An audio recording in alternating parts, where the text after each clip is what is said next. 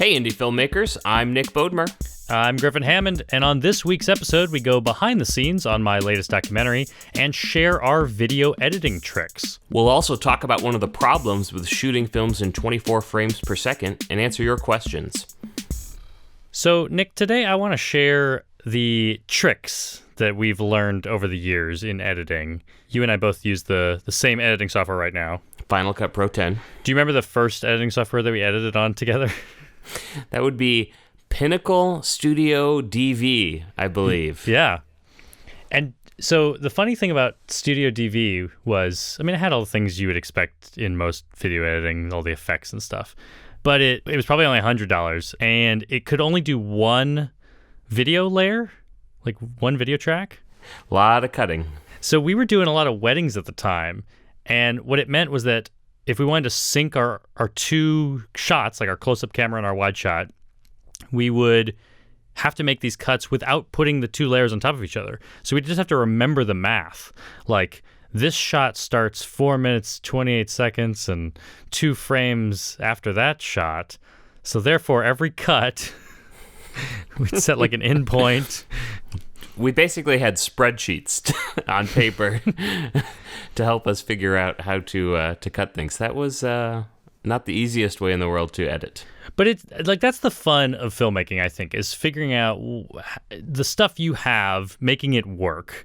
And so for a long time, we did our editing that way. We even did paid wedding projects, like our first ones on something. We did like our big school project on that. Wasn't Techies edited on that? Oh, yeah. We made a half-an-hour film. I guess maybe my first and only narrative, like truly narrative film that we scripted. We edited it all in Studio DV. So we have a few more features available to us now. Yeah. So I'm assuming most people that are listening do edit. They already know generally how a piece of editing software works. So we won't cover that today. It would also be hard in a podcast. But I do want to talk about just some of the more interesting tricks that we use that you may not even be aware exist. We did mention briefly in the last episode the idea of J cuts and L cuts. Nick, do you want to refresh everyone's memory what those are? Yeah, absolutely. J cuts and L cuts are basically where you cut the audio in a different spot than you cut the video. So you have a cut coming up. You'll cut the audio from your second clip in earlier, so we start hearing that audio, and then the video changes. And that kind of goes along with, naturally we hear something first and then we go look at it. So I think it kind of helps to blend the cut, hide the cut, make it feel a little more natural. Well, yeah, that's a good point, that is like the human experience, that you hear something, you turn your head and look at it. And that's what we're mimicking with a J cut. I feel like I use J cuts probably a lot more than L cuts. L cuts being where the audio extends past the video cut. I'm almost always doing J cuts. Like at the beginning of my documentary about ice, when we meet our main character, this guy who does the slicing of ice with chainsaws, we start to hear his voice explaining what he does before we ever see him. It's like 4 whole shots of B-roll before I even get to his face. How long is that time then? How much audio do we hear before we actually see him? It's probably 4 or 5 seconds. Okay, so that's a long J cut, I would say, right? Yeah, and I just tend to do that. In fact, I like my B-roll so much. I want to show you a lot. I want to show you a character doing the thing that they do more than I want to show you the talking head shot. So I find I do these really long J cuts to the point, though, where I barely have anything left for the actual interview shot. Like, you are mostly going to see this guy in his element doing his thing. At the end, we barely see him on camera, like facing the camera. And that's usually where I put the text that says who they are. But it means that I often don't have enough time to really show you this person's name. So sometimes I just have to scrap the graphic altogether. But that's just like my personal editing speed that I like. I like it to be really rapid cuts. Yeah, when I would edit wedding videos, I'd find like the best phrase they said, and I want to show them saying that, but everything else I'd cover up with other B-roll. And I even find, like in a wedding, for example, things where you are trying to generally show reality at real-time speed, an event. Sometimes there are times when you have to cut stuff out, like there was just like a really long, weird moment in a wedding where like someone forgot to come down the aisle right away or something. I usually cut those things out. Do you leave those things in? I went back and forth. I think towards the end, I was doing them very true to life. So if there was a pause, I was leaving it in there. That may have more to do with me editing quickly and trying to kind of churn through weddings than anything else. Well, and I've learned that especially the wedding audience, and any video like that where there's like an emotional connection to a video, my instinct is to make really tight edits and make a really fast-moving video. But the consumer of that video may not want that. The bride and groom may want to generally watch the entire thing as it happened. Exactly. So, And with my wedding videos, I'd always deliver two different products. So I'd have a full cut of like the entire ceremony and reception, however long it was, basically everything. And then I'd have like an artistic cut, what I called a highlight film, where I could do that and really compress it down and put some music behind it. And that's where I got to have fun with the editing. And I bring up these like moments where you might cut out some stuff. There are times when you take out a scene as an opportunity to use a J-cut to hide the fact that you took out things. Just that act of letting someone hear the audio a little bit before the video cut happens, I think it just tricks the audience's brain to thinking like, that's how it happened. That seems like a natural cut. So it can be a great way to like eliminate time from a documentary. Makes sense. 32 seconds into my documentary, I had a shot of this ice. I'm like moving over the ice, and it was a really steady, beautiful shot, but there was a little bit of handheld shake, and I thought this could look even nicer if I completely stabilized it. And so I took it into Adobe After Effects and applied the warp stabilizer to it. Yep. Which pretty much turned it into like a dolly shot. Now tell me about Warp Stabilizer. So I use the stabilize function built into Final Cut a lot, but I've never really used After Effects. Is it harder to use? Are you having to set motion tracking points and things like that? I mean, it's not hard to use, only in the sense that it's a lot more work than the built-in stabilizer in Final Cut, because the one in Final Cut, you just check it on and it does its thing. But I've always found it's like good at taking out pretty natural camera shake. Like, what kinds of things do you find it can handle? Everything up to the camera getting bumped. Once the camera gets bumped, you get this really unnatural jello-looking waviness to the video. And once I see that, I usually have to pull back on the stabilization. And there are two things I've discovered that definitely Final Cut stabilization cannot handle that Warp Stabilizer is actually pretty good at. One time I was shooting, like, I had the camera on a tripod in one of those things called a gator. It's like a golf cart, like a professional golf cart. We were riding around a school's campus, and I was getting a shot of the campus that I could speed up later. But just that shake of the motor, the engine, it was like, that kind of shake on the camera.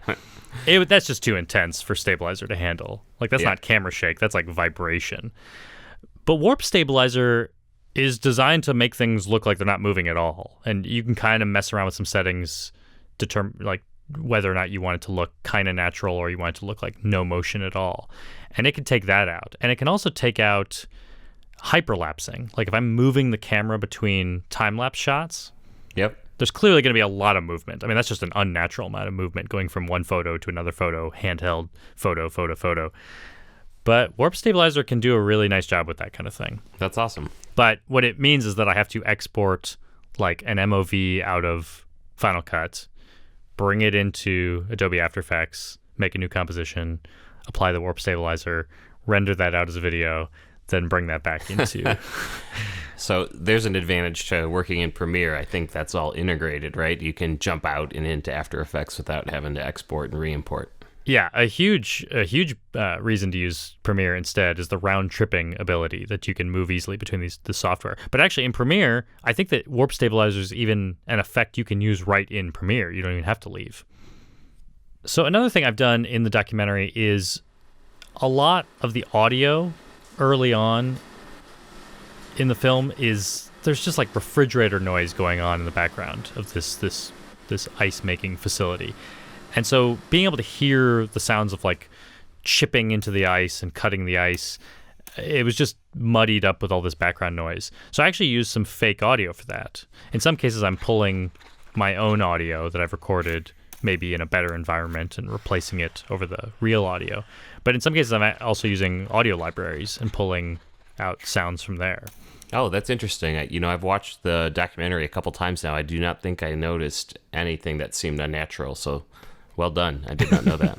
Thank you. That's the goal as an editor, is to be invisible and not make it clear that I've manipulated you as the audience. Have you ever had audio that you just have to salvage, and what have you done there? So yeah, I mean, a lot of the interview audio in the film also has that like refrigerator sound in the background. Shooting in bars means that behind the bar, there's all this like noise from all the refrigerators. And so I was getting as close audio as I could, trying to get quality audio, but there's going to be that sound in the background. So I brought all of that into Adobe Audition and used their noise reduction process. I have found that Audition's noise reduction is far and away the best noise reduction out there. Final Cut has noise reduction built in, and I can never get it to do what I want it to do. In Audition, you can actually, if you can find a piece of audio that is just noise, you can sample it with the noise remover, and it kind of trains it what the noise sounds like, and then it goes through and removes it from everything, and it works surprisingly well.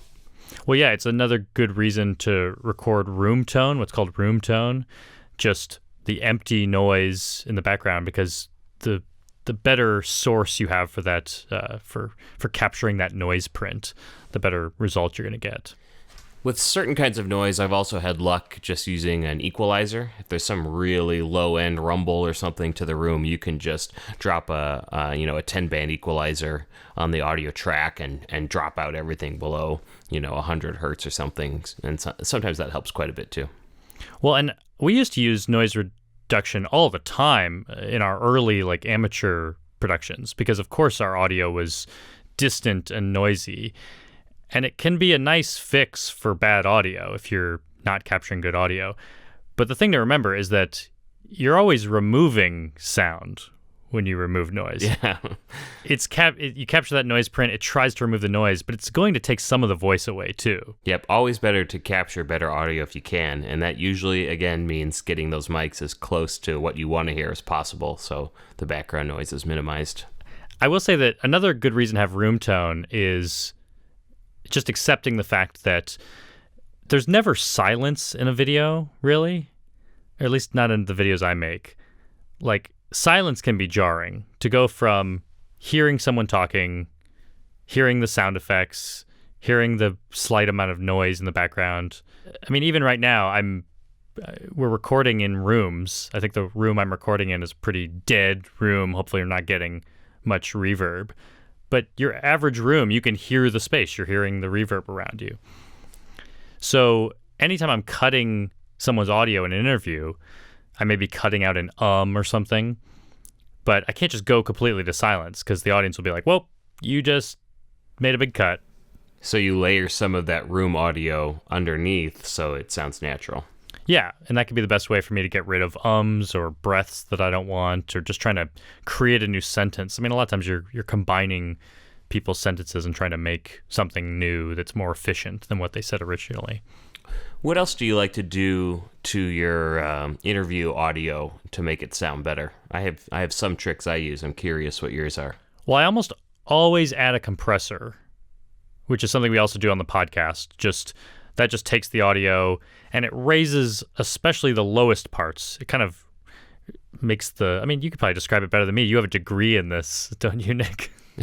My degree is in audio design, so I do have some background there. Yeah, compressor, I mean, in theory, what a compressor does is it takes the louder parts and pushes them down so you have a more consistent audio level. Obviously, the ones we use built into Final Cut and things like that usually have a little bit of gain associated with them. So you're bringing the lower stuff up and pushing down on the louder stuff to get basically a smaller dynamic range in your audio.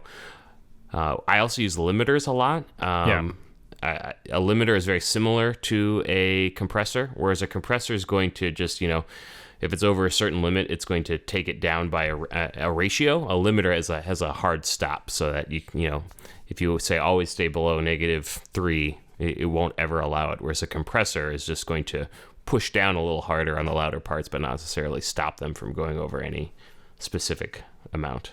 When you add music, especially to a video, you kind of need the audio from people's interviews to be at a good level that everyone can hear over the music.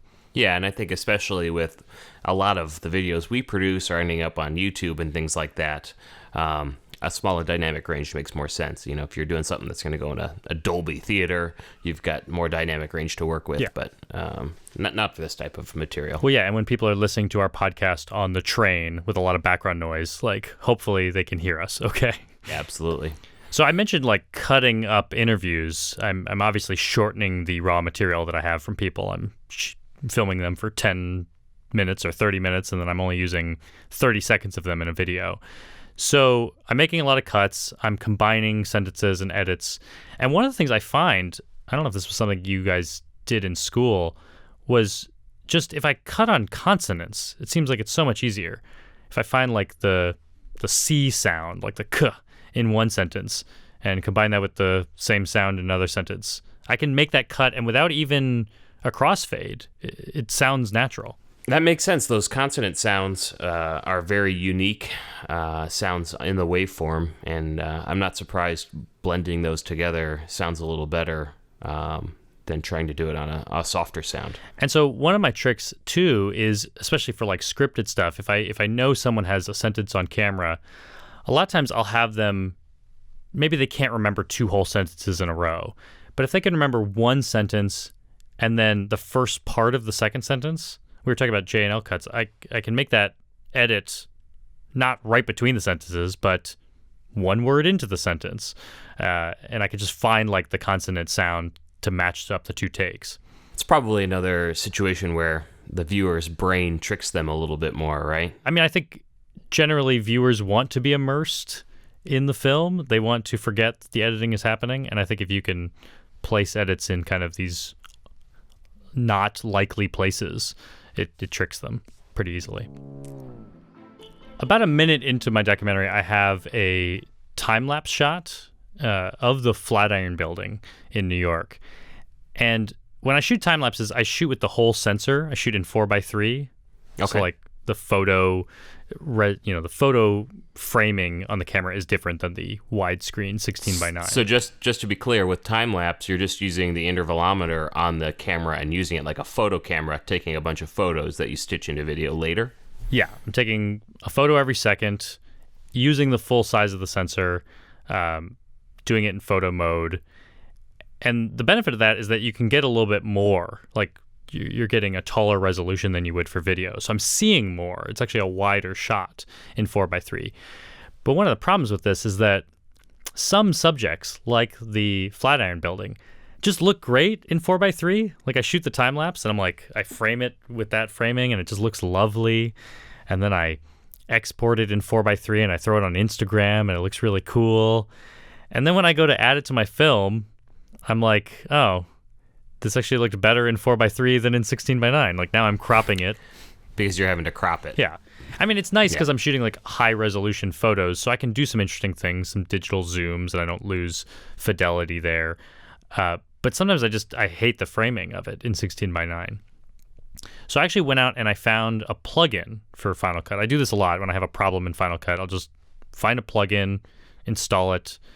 And I knew that this must exist. You know how on TVs you can watch like standard definition television and it stretches it? It does like a zoom stretch, right? It kind of does both. Yeah, I don't know what they call it on, like every TV it's different, but it's like they'll leave the middle the same, kind of like leave the center unstretched, and then they'll stretch out the sides a little bit more. Yep. And so I knew there must be a way to do this in video. I don't think Final Cut has a built-in way. So I did some Googling and I found this plugin called Elastic Aspect. And what it let me do is it let me set the middle of the frame. I want that to be the same. And I was able to stretch that time lapse of the Flatiron Building a little bit on the sides.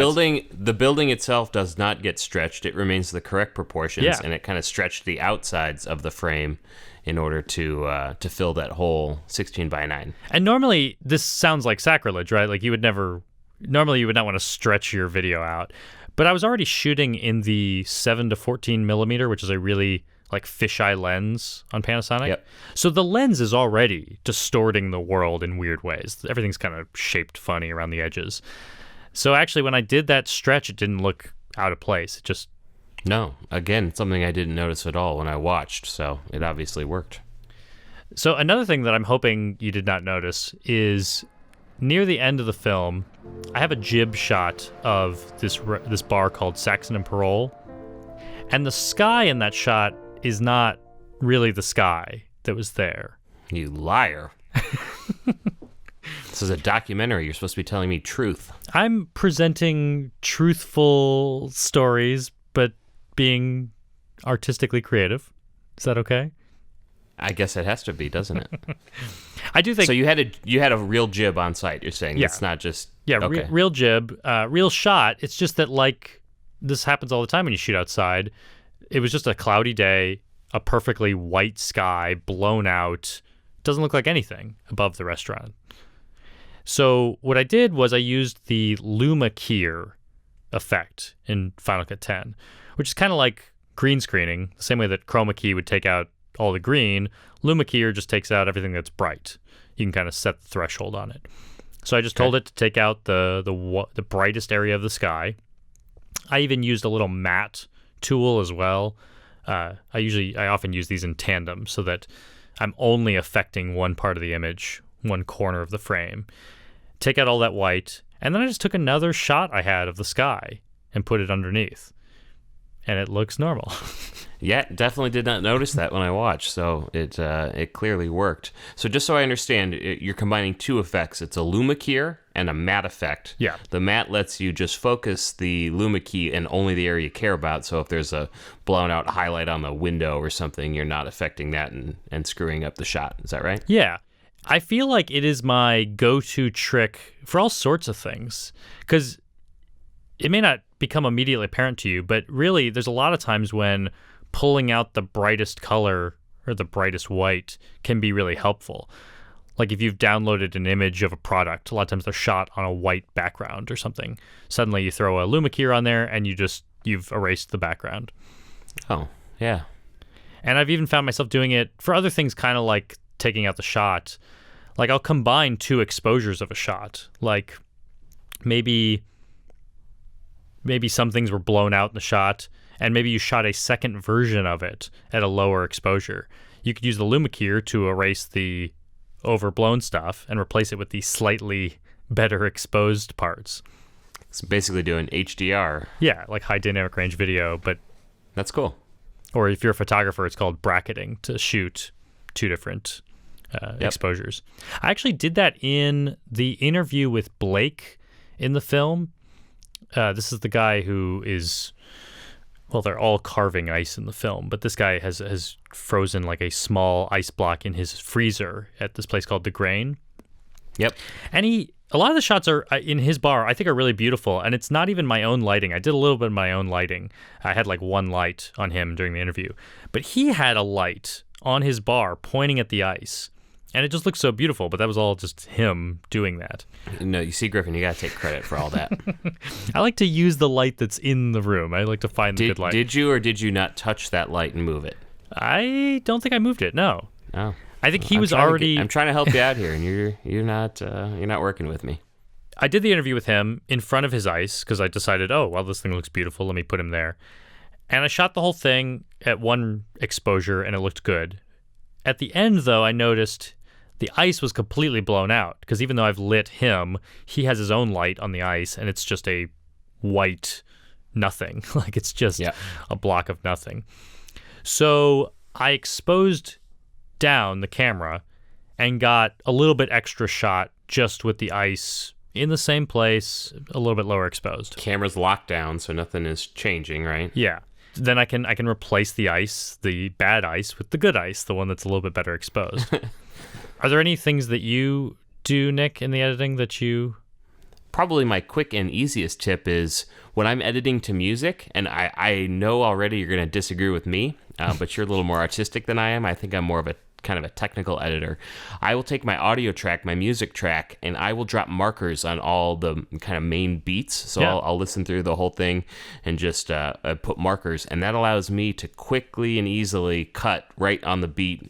So when there's a big music change, I can cut on that easily, and just makes my editing go so much faster as opposed to having to try and tweak all that all the time. So in Final Cut, it's M is the marker button. So I just hit play and I just start tapping that M button to the beat, and that certainly helps me quite a bit. So you know that I'm way more of a perfectionist. So when I'm editing to the beat, I do like go into the waveform, very carefully find each beat. And then actually what I do that's interesting is I actually edit one frame before the beat. Why is that? Is that kind of emotionally it feels like the music is responding to the video then? No, it's that the science of sound and light, that as humans we generally see things a tiny fraction of a second before we hear them. Interesting. Like I've actually done, I noticed this when I filmed a bowling alley once. You roll a bowling ball down the alley, it hits the pins, and your camera's catching the pins falling over, cracking with the bowling ball. But that audio is about 1/30th of a second behind the video, which makes sense. This is just due to the speed of sound versus the speed of light. Yeah, you're seeing the pins fall before you hear them get hit, just barely. So it takes a lot of distance for that really to come into play. But I find that even just with music and with audio, if someone's far away, I'll try to delay it just a little bit. And it seems to just feel more natural. Slightly different than what we were saying with a J-cut, where we bring in the audio significantly before the video. Right. This has to do with when these things are supposed to feel concurrent. It helps to have the video change just a frame before the audio is what you're saying. Yeah. Well, and that's an important point you bring up about the J-cut being clearly before. Like you were talking about editing to music. And if you're going to edit to music, then you need to get it pretty much right on the beat. But if you want to make it feel like you're not editing to music, you also can't be anywhere near the beat. Like right. If you do an edit that's 4 frames away from the beat, it's just going to feel like you were trying and failing. So sometimes I have to force myself, like I'll do a lot of on the beat edits, but then at some point I have to break myself out of it. And so my next edit, I'll make sure it's like halfway between the 2 beats. So it's clear that I'm not trying that anymore. Yep, that makes sense. In just a moment, we're answering questions about the judder associated with 24 frames per second and lenses for low light shooting. Hey, Indie Filmmakers is brought to you by Tongle. Tongle is a creative network where anyone, anywhere has the opportunity to make content for brands. And I happen to know several people who've produced awesome work and gotten paid through Tongle. Here's how it works. Brands post a project, then people in the Tongle community submit ideas, and the brand picks the best ones. Then filmmakers make their creative pitch, and the brand decides who gets the project. Great videos get made, and the chosen idea creators and pitch winners get paid. There are over 120,000 writers, animators, and filmmakers in the Tongle creative community, and you can be one of them by visiting tongle.com. That's TONGAL.com.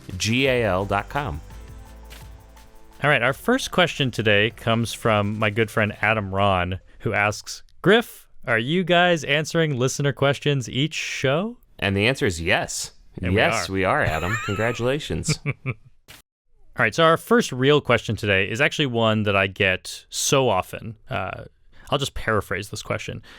People will buy their first HD camera. It can shoot 24 frames per second, just like movies. So they go out and they shoot some 24 frame stuff. And then they email me and they say, Griffin, I got this brand new camera. It's supposed to be amazing. Why am I getting this jittering problem? Do you know what I'm talking about, Nick? Yeah, you're talking about judder on when you're shooting 24 frames. It's kind of that staccato look during pans or movements. Well, yeah, the question I always get is like, I shot a pan. Here's some sample video. Why does it look so terrible on my beautiful new camera? But that's just the reality of shooting in 24 frames per second. So you're saying when I see pans in movies, I'm seeing this and I just don't notice? Yeah. I mean, I think for one, you're watching in a movie theater, you're watching everything's 24. I think maybe it's more noticeable on a computer because when you're looking at your computer, you're seeing some things at a higher frame rate, like the operations of the computer happening, at 60 hertz or something? It depends, but that's traditional, yeah. Yeah, so then when you're watching your film on that same screen, I think it's more noticeable that you're seeing that jump between frames. I mean, I was reading in the American Cinematographer magazine, they were talking about how the old cinematographer manuals used to have appropriate panning speed for film, because if you go too fast, you're going to get this ugly judder between frames. And panning is not something they do a ton of in film. Is that true? Yeah, I mean, you don't see a lot of it, and that's one of the big reasons why. That's just a limitation of shooting 24 frames a second, is that there's a big gap for your brain between each frame, and we help that gap by having motion blur. There's an appropriate amount of motion blur for each frame that helps fill in the gap, but especially on a fast pan, you'll see it. Interesting. So, in conclusion, deal with it? Yeah, I think just deal with it. And I mean, I think people shoot in 24 because they want that cinema look, but I don't think that 24 is necessarily required for that. I think, the film I just shot, the documentary, was in 60 frames per second because I wanted to test out that. That's what the camera could handle. And I knew it would look a little bit different, but I thought if I just make it look pretty and shoot it with the same principles that I would for anything that I want to make look cinematic, hopefully people will like it. And I think overall people did like it, right? Although there were comments that 60p made them want to barf or something. Right. Well, that's what's funny is I was surprised that I didn't get more negative feedback. I got a lot of really positive feedback. People like the film. And I was waiting for someone to say, no, 60 looks terrible. I hate 60 frames a second. And finally, someone did. We got a comment on my Instagram channel from Film Camera Fanatics. And he wrote, Griffin, why would you shoot 60p with the GH5 and play it back at 100%? He means why, you could shoot 60 and make it slow motion at 30 frames a second or 24 frames a second. But I chose to shoot in 60 and play it at 60. And he says, I'm sorry, but it just looks god-awful. And as a filmmaker, I would assume you would never do such a thing. But you'd be wrong, Film Camera Fanatic. That's okay. No, but I really liked his comment. I was so glad that someone finally said something. And my comment back to him was just that as a filmmaker, I'm not trying to make a perfect film ever. I'm not trying to make like the best thing I could ever make. I'm often trying to test things out and learn myself. So this was an opportunity to shoot in a frame rate I wasn't used to. I mean, I often shoot in 30 frames a second for television, 24 frames if I'm going for that film frame rate. But I thought I would try out 60 and see what it could do for me. And it does look different. But I also think that audiences are going to get more and more used to 60 as we see more of it. Let me ask a question, and I feel like I should know the answer, but I'm sure you will. If I shoot in 60p all the time, but I drop it onto a 24p timeline, does that work? Is that okay? Or do I need to be shooting in true 24 to get that film look? Does it have more to do with shutter speed and things like that? What do you think? Well, definitely purists will say don't do that because 60 and 24, they're not perfectly proportioned. Like you can't... You have to do a 3-2 pull down or whatever. Yeah, you're going to lose some frames in weird places, and someone might notice that extra judder that could happen from that. But generally, I mean, I did this all the time. We used to shoot weddings in 60 so that we could slow them down to 40% speed. But I was often using the footage at 100% speed as well. So if I drop it into a 24-frame timeline, it's just going to throw out a bunch of frames, and you're left with 24 of the frames that were originally there. But you would say if you're not looking for slow motion and you want to deliver in 24, you should shoot in 24. Yeah, because the problem is going to be you're going to lose some frames that are going to look weird when they're gone, but also your shutter speed is going to be wrong.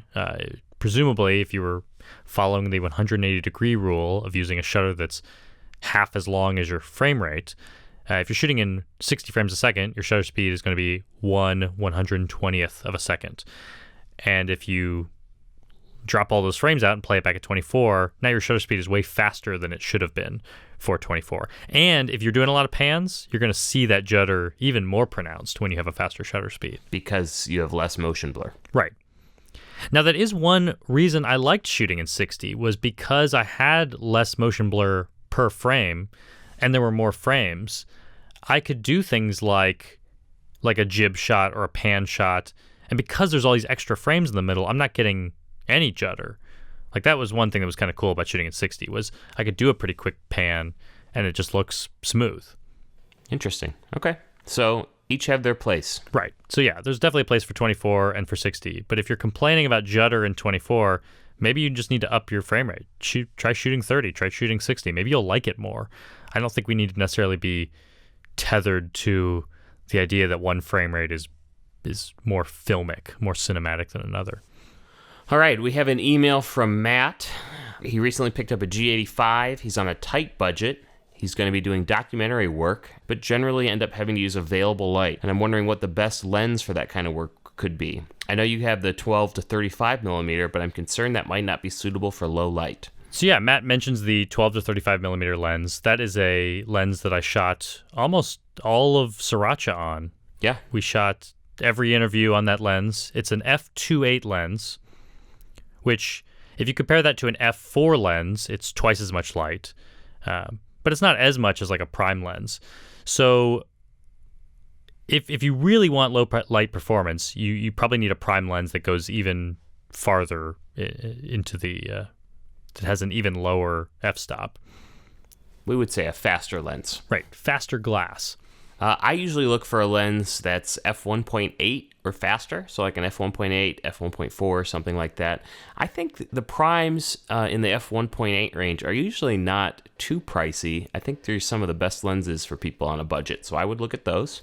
I have the 45 millimeter f1.8 that Olympus makes for Micro Four Thirds, and it's just a tremendous lens. It's probably a little long of a lens for to be your only lens. Yeah. But for events, that could be good. I mean, it's tighter than I like, but if you're not a few feet away from the person, that could be really useful. I combine it with a 20 millimeter Panasonic Pancake lens, which is f1.7, I think. And I find between the two of them, it gives me a lot of options for what I'm shooting. So I like those a lot. What are you using these days?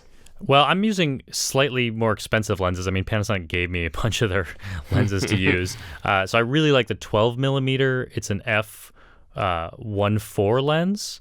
And I like the 42.5 millimeter. It's an f1.2 lens. So they both just do so well in low light. They're great glass. But I think both of those are over $1,000. The Olympus lens I bought, I think, was $450 or something. So very reasonable. Well, and the Pancake lens is less, like $250 or $300. Yeah, I think that one's a pretty cheap one. I mean, that was one of the first ones you were shooting, like one of the first primes you were using on weddings. Absolutely. Because of the price tag. I still use it to this day. It's a great, it makes the camera so compact too. Yeah, it's a tiny little lens. But yeah, I mean, primes will often be cheaper because they do a little bit less than zooms, but for that price tag, you'll also get better low light performance. Let's talk about that 12 to 35 you used on a lot of the interviews. We did have to get some lighting brought in for some of the more indoor shots, right? We rented a KinoFlow. We did rent a light for 2 interviews. We used them for the 2 interviews inside the Hoi Fong Foods factory, which in retrospect, I mean, I'm glad we did. Definitely everything looks better with light. So like those interviews look good. But we could have gotten away with available light because it turned out there were a lot of like ceiling sunlights. Overhead lights. Yeah. But in general, I just took people near windows. I mean, that's my favorite thing. If we're inside a restaurant or a building, just put someone facing a window, and now they're covered in light and get a nice background behind them. Yeah. So I found the 12 to 35 millimeter is a great documentary lens. I almost never light my interviews with it.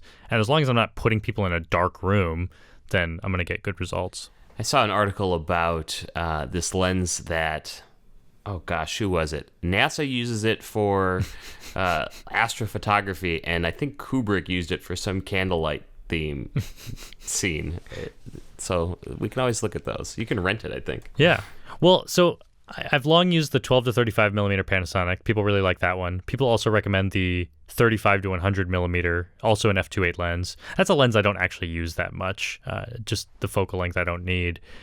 People often recommend those 2 lenses, and then they often recommend the Voigtlander 0.9, like it's an f0.95 lens. That's just like a crazy amount of low light performance. But the flip side is you also, if you're going to shoot at that f-stop, you're just getting like the most razor thin focus. Like probably everything you shoot is going to be a little bit out of focus. Yeah, I found a link here to Stanley Kubrick's NASA lens. So Zeiss made this lens for NASA and Stanley Kubrick. It's an f0.7, and they only made 10 in the whole world. And one of them's under glass. You can see it. I'll put a link in the show notes to this fun lens. Yeah, you'll find those show notes at Hey.film. Our final comment today comes from Ali Kasim, who just wanted to say that he's an admirer of our work. He's from Pakistan, and he just wanted to say hi. And I told him, you know what? You're maybe not our only fan from Pakistan, but you're the only one who has emailed us. So thank you, Ali. Thank you so much. We're getting around the world. That's very cool. Yeah. Well, I think that's it for our show today. You can check us out at Hey.film. You'll also find our email addresses there. You can send us questions at Griffin@Hey.film and Nick@Hey.film. And of course, you can find this podcast on all the places you find podcasts, iTunes and Overcast and Stitcher. They've probably already found the podcast since they're listening to it, but I'm glad but they need to tell other people to listen to it. Hey.film. Check it out. Thanks, everybody. Thanks for listening. Bye-bye. I got this plugin for Final Cut that stretched. You know how like your TV will make 4:3 video become 16:9? Yeah. I wanted to find a plugin for that, and I did. And now I don't remember what it's called. Great. Here's what we're going to do. Great advice, Griffin. We're going to talk about it, and then I'm going to find the name of it later and record that too. Yeah, that's going to sound good. It will. I'll use cuts on We're going to concepts. test your audio skills when you do that. Yeah. Recording in a different environment.